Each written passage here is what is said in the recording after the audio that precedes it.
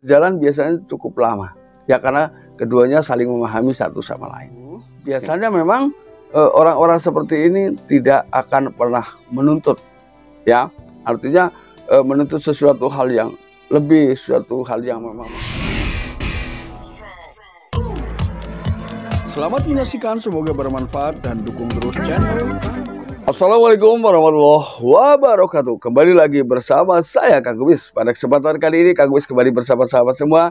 Tentunya masih di channel Kang Kubis, channel yang selalu membahas seputar kehidupan rumah tangga, dari masalah percintaan hingga masalah perselingkuhan, ya. Pada kesempatan kali ini kita akan membahas mengenai persentasenya, ini besar nggak sih perselingkuhan atau pasangan selingkuh yang hingga akhir perselingkuhannya tidak diketahui pasangan, ya, atau ciri-ciri selingkuh yang sulit diketahui. Nah, kita akan bahas satu persatu, ya, berapa persen sebetulnya hal itu bisa terjadi di tengah kehidupan rumah tangga, ya. Namun sebelum lanjut ke topik, gak ada salahnya silahkan sahabat semua subscribe, like, dan komen di channel Kang Kubis agar sahabat semua tidak ketinggalan info dan juga kabar terbaru tentunya di setiap harinya, ya, di channel Kang Kubis, ya. Kita akan bahas secara singkat, tapi mudah-mudahan sahabat semua bisa paham dengan tanda-tanda atau apa saja yang dilakukan sehingga seseorang ini berselingkuh tidak mampu terendus oleh pasangan selingkuhnya, ya. Apalagi di zaman sekarang, zaman yang semakin banyak kemudahan, ya, walaupun sebetulnya kemudahan yang diberikan di era sekarang ini bukan untuk itu, ya, tapi untuk manfaat-manfaat yang lain yang lebih bisa dirasakan, ya. Namun tidak sedikit juga orang yang memang memanfaatkan, ya, salah menggunakan kemudahan-kemudahan yang ada di zaman sekarang. Ini bukan salah teknologinya, tapi mungkin salah orangnya, ya.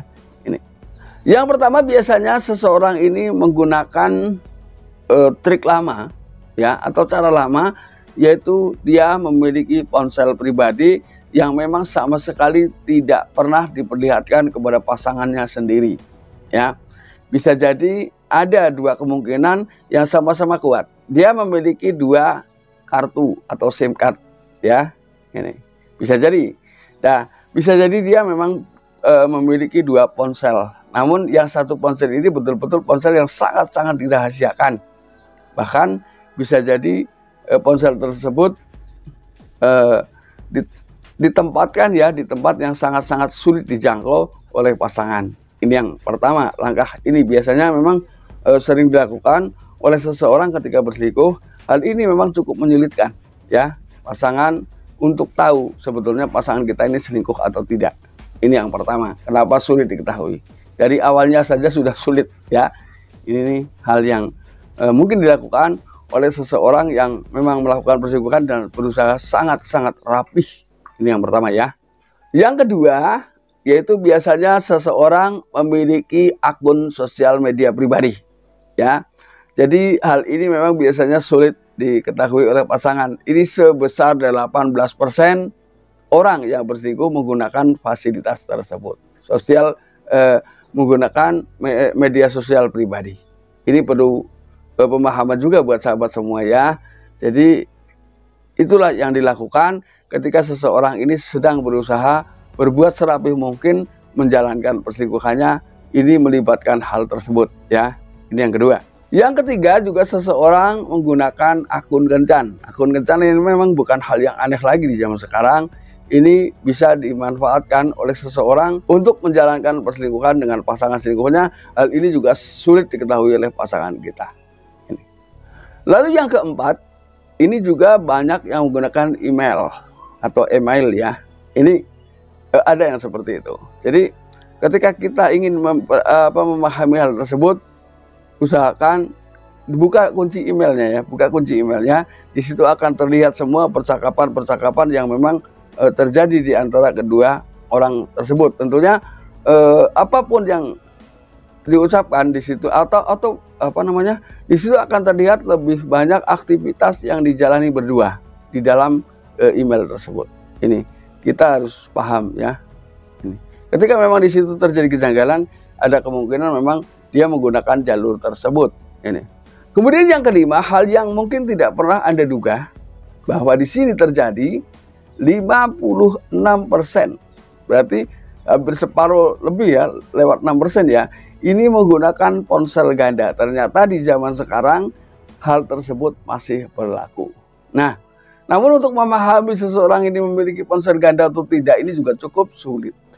Ya, ini cukup sulit.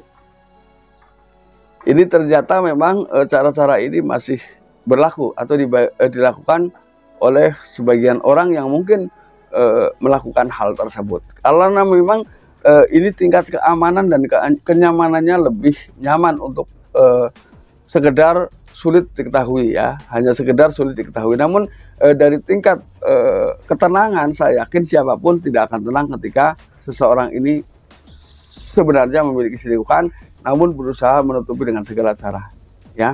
Karena hal apapun itu akan tenang ketika kita terbuka dengan pasangan kita, ya. Ini.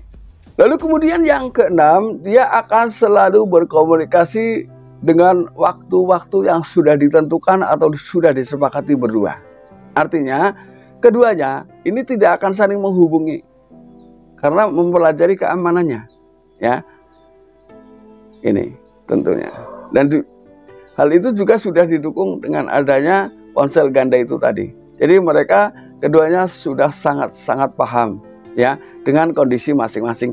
Biasanya ini si wanita juga sudah paham kalau dia punya suami, si pria pun demikian. Hal ini akan berjalan biasanya cukup lama, ya karena keduanya saling memahami satu sama lain. Ini. Lalu kemudian yang ketujuh, biasanya memang orang-orang seperti ini tidak akan pernah menuntut, ya.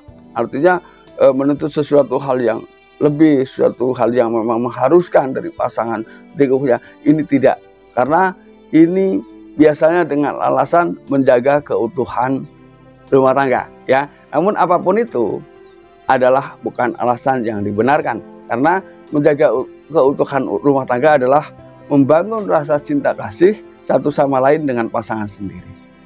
Ini yang namanya membangun keluarga yang harmonis dan bahagia. Dan itu butuh sebuah perjuangan, ya. Ini. Karena jujur setiap manusia selalu ada saja rasa bosan yang datang sewaktu-waktu, dan ini manusiawi, dan itulah yang harus kita tepis secara perlahan, bagaimana agar kita tetap bisa mencintai pasangan kita seutuhnya, ya, dan juga mampu menjadikan istri dan anak adalah prioritas dimanapun kita berada. Nah, sahabat, mudah-mudahan apa yang Kang Kumis sampaikan bisa bermanfaat, dan akhir kata salam harmonis bersama Kang Kumis. Wabillahi taufiq wal hidayah. Wassalamualaikum warahmatullahi wabarakatuh.